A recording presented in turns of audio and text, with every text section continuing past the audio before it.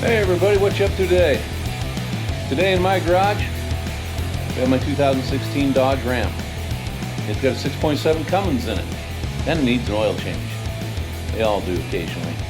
And that's really straightforward. There is nothing unusual about this oil change, except for one thing. And that's where the oil filter is located. Because you don't get it from up here, and you don't get it from down there. You get it from the passenger wheel well.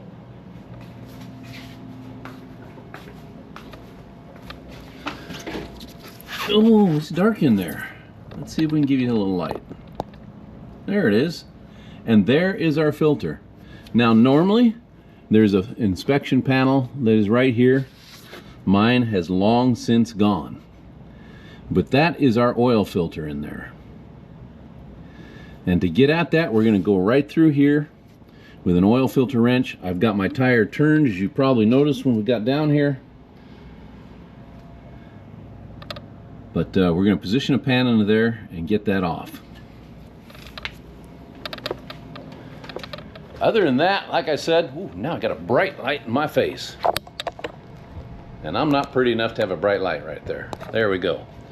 All right, other than that, the oil change is pretty straightforward. Let me get you down here. Oh, there you can see the oil coming out at the bottom of the pan. Can I get you down there, make you seasick? There it is. So that's really easy. Plugs in a pan there. So that is the easy part. Just make sure your oil's not really hot when you go to try to take it out, or that will result in some burned fingers. But wear gloves. All right, eventually we're going to change that transmission fluid too. But that's a future Ken problem, not today. All right, we'll go ahead and get under here and get that drain plug. And we're going to put it back in. Now we're still dripping, but the shape of this pan, it's indented right here, and there's always going to be oil sitting in this outer rim. And there's nothing we can do about that. It's kind of a poor design in my opinion. You want all your old oil to drain out and not to be sitting in there. The oil plug itself, as you can see, takes a 3/8 square. So just any old 3/8 ratchet will do. Make sure the gasket surface is smooth and clean, which I'm doing right now.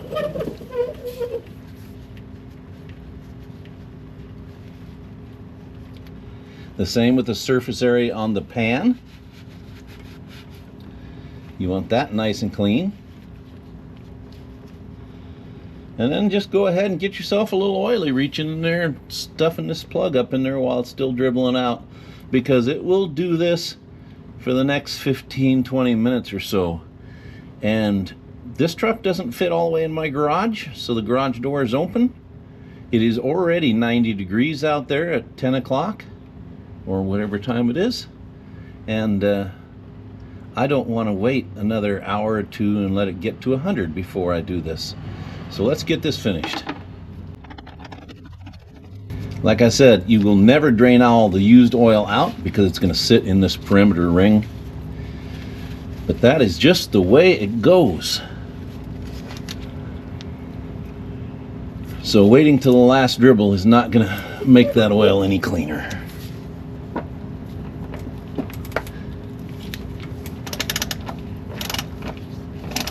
Okay, now don't hammer this drain plug in, just snug it up. Like any drain plug, there's no reason to hammer them down unless there's something wrong with the threads, or you just want to make it tough for the next guy to change the oil. And that's me, so I don't want that.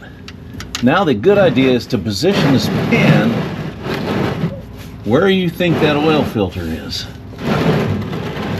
because it is going to rain down some fluid too. So let's put it right about there. And we'll see if we got it right.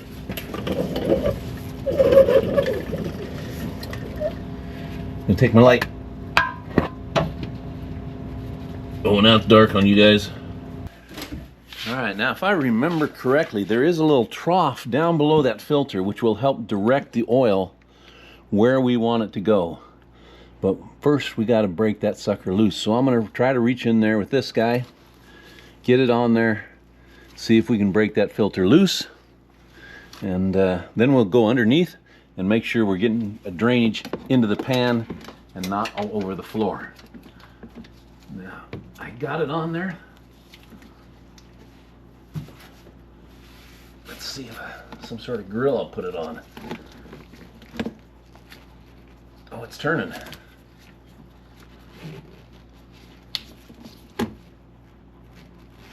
And I'd be that guy who put it on tight if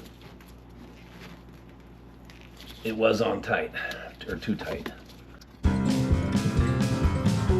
But we seem to have it going. I can't see it. Can you guys see it? It is turning, right? I'm not just slipping on it. It feels like it's turning. Okay, I think it's turning. All right, I'm going to try to loosen it the rest of the way by hand, lower it down, and pull it out through this hole without dumping the oil all over the ground. So wish me luck.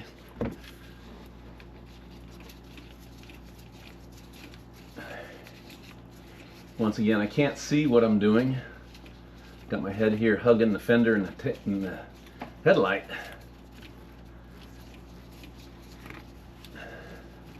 Uh-oh, there's oil running down it. It's all slippery now. That's how I knew the oil was running down. It got really slippery. I can't even get it to spin. Oh, there we go. Oh, it's loose. And it's heavy as crap. Get my finger in the hole so I can hold on to it. All right. Oh, I got oil everywhere. There it is. It's out. All right, that was success. We got it out. We did get some oil on the ground, some oil on the tire, some oil on the frame. I just don't think there's any way you can avoid that. I took off my gloves. They were so covered with oil they wouldn't have done me. They just would have got more oil on everything else. Don't know if you can see it, but there's our mess on the ground. We got some underneath the truck. Got some right here where I put the filter. All right, I want to show you guys all something here. I have a K&N oil filter and I have a Mopar filter sitting here. They're both for my Dodge, and they're fairly similar in size and shape. The K&N is probably one of my go-to filters for my other vehicles, and tests have shown that it filters really well and it lets oil flow really well. It doesn't reduce the pressure a lot. So it is one of my go-to filters. But I want to show you a difference between the K&N and a Mopar filter. Now look at the ends. What do you see? Well, one, you see this gasket is a little thinner than this gasket. It's not as wide. That doesn't bother me at all. But look at the little holes there. Not the big hole in the center, but the little holes. There is the same number of little holes, but look at how much bigger. They are twice the size. In an engine like the Dodge Cummins that takes, oh shoot, I forgot now, it's like 12 quarts, so it's a lot of oil. It holds a lot of oil. I got like 3-4 quart gallons sitting over here for it. And there's a lot of oil flow in that Cummins motor.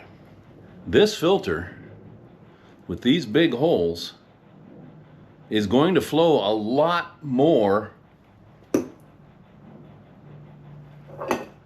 than these little bitty holes. Same number of holes. So I'm a little disappointed. When you look inside, the filter, the center core looks identical. This filter is just a little longer, the K&N, but it has a recessed area. If you look in here, there's probably a ½ an inch before it gets to the core. This is core top to bottom. I don't even think there's a relief valve in this thing, because it looks like core top to bottom. I know you can't see down in there, but it certainly does. But I think for this diesel, Mopar is going to get the call. Simply because it's going to flow more. Maybe the engine doesn't need that much, but there's going to be less of a pressure drop too when it's shoving it through those big holes. That's my hope anyway. There could be restrictions down below that I don't see, and I won't know until I cut them open. But I'll cut a used one of these open eventually, and then I'll probably put this on like for winter driving when I'm not towing all the time, because in the summer we're going everywhere and we're towing our trailer, just trying to have some fun with it. But this will go on today.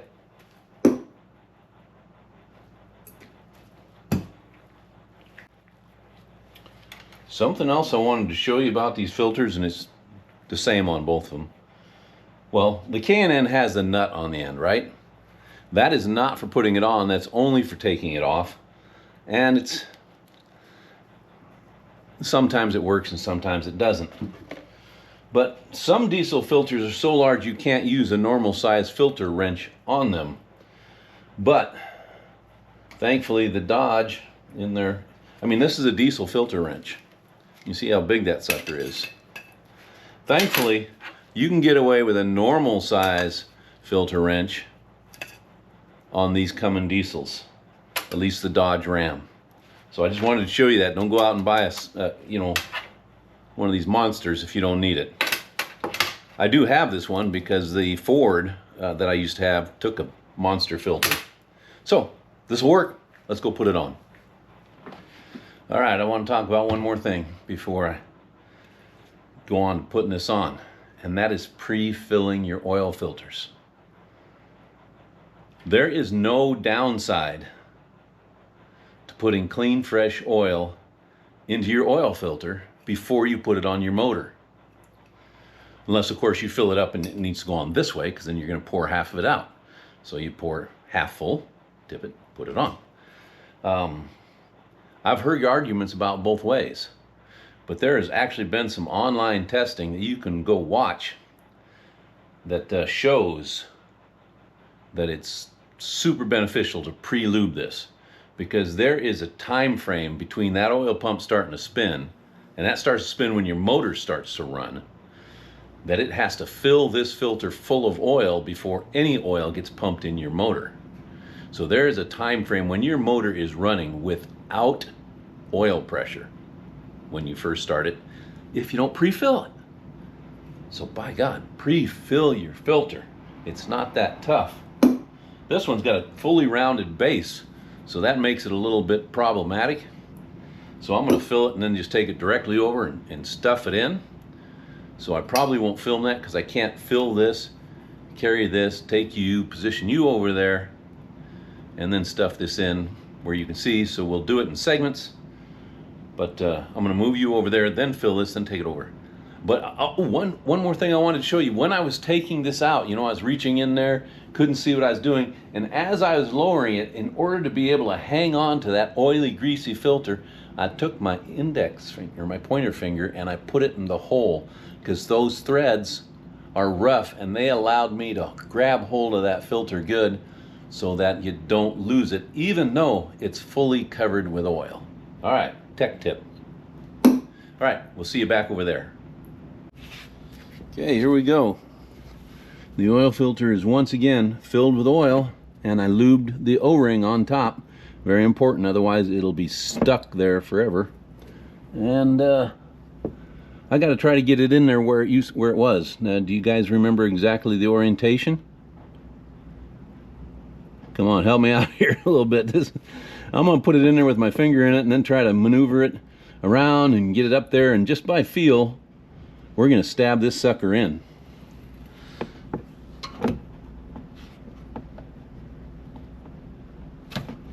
And my finger is going to help block the oil from running out as I tip it. Alright. It's in there. I'm working it up. Is that the right spot right there? It feels like it might be. Come on, guys, help me out. Does that look good? Gals? Anybody? Oh, I thought I had it on something. I know there's a big nipple up there somewhere. There it goes. There it goes. All right, I got to get a rag and clean it. It's got oil on it now. It is in there, in the proper place, but I did get some oil on it. I tried to keep my pointer finger off of it, but I did manage to smear some oil on it. So I got to get in there with a rag and try to wipe it off while I'm rolling it on so that I can get it tight enough. Okay, the gasket has touched. All right. I'm gonna do something that they recommend you don't do, all right? And I'll tell you why. I'm going to tighten that filter with a filter wrench. And the reason I'm doing that is because this hand, my thumb does not work well. And I cannot grip it tight enough to get it where I want it, to get that full 3/4 turn up in there. So we're going to use the wrench, but I wouldn't advise doing this unless you're really careful. It only needs about 3/4 of a turn once that gasket touched. And we got about half a turn, so we're only going to go a little ways.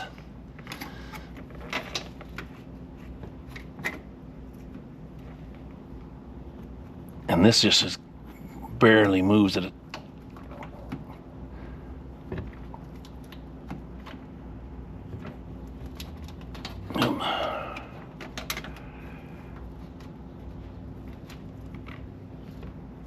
Barely turning it at a time.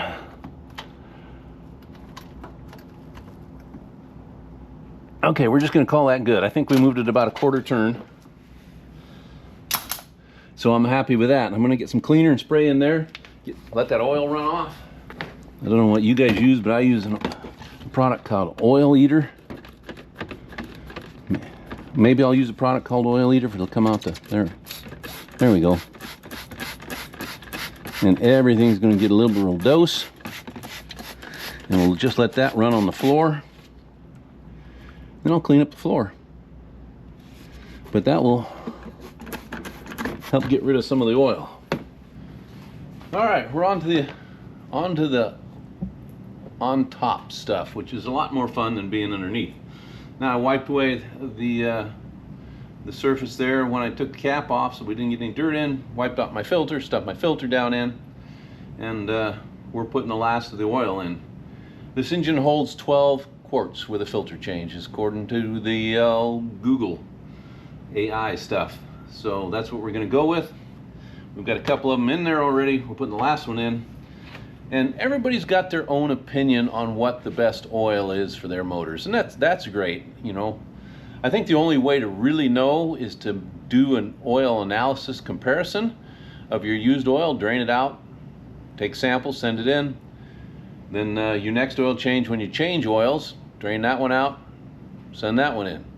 You know, try not to get any cross-contamination, but and find out which one is doing the best for your motor, right? I think that's the scientific way to do it. But yeah, let's face it, most people don't. I watch my oil pressure throughout the life cycle of the oil, and if it starts degrading quickly, the oil pressure starts dropping, I know that that oil is breaking down. And I don't like that in an oil. And I've really found some major differences when I run the Nightmare Mustang, because it's high compression, it's a big rowdy motor, puts a lot of stress on oils, and some of them break down a lot faster than others. In this diesel, what I found is that this oil, Triax Fleet Supreme, which is not a really well-known oil here, I think it's a European. No, it says made in the USA. Oh, it's not a really well-known oil. You don't find it in the Wally Worlds and things like that. But I bought it one time when I found it on the Jungle website at a super sale deal, and it did not degrade, or the oil pressure did not drop throughout its life cycle. In fact, when I was towing up hills and the truck would get warm, I'd usually see a drop in oil pressure, you know, 5 or 10 pounds or so. Nothing, did not move. per the gauge that's in the truck, which I don't know how accurate that is, but it stays high for the life cycle of the oil. I don't see it drop down and degrade. So that's great. So I'm sticking with this. And it's got some, you know, fancy words, molybdenum and boron, friction modifiers. I looked those up. Yeah, those are important. I don't know how important, but this seems to work, so let's put it in. And like I said, this is the last of the 12 quarts. So the next thing you'll probably see is this thing backing out the driveway. But it'd be good to have some fresh oil and a new filter, because in a couple of weeks we're heading to Troutdale. All right, there it is. We're done. Other than a little cleanup, that's it. Simple to do. You can do your own oil changes at home. Save tons of money. Get yourself an oil pan. Get yourself a filter wrench, a couple of wrenches, funnel, oil. Make sure you return that used oil. Recycle it. Don't dump it out in your gravel out back. I know some of you are thinking that. Don't dump it on your weeds. It's not what it's for. Take it to an auto parts store. Almost every one of them will recycle your oil. Take it to a Wally World. They recycle oil. All right. Other than that, I want you all to have a good day and get out there, drive your stuff. Be good to each other. Catch you all later.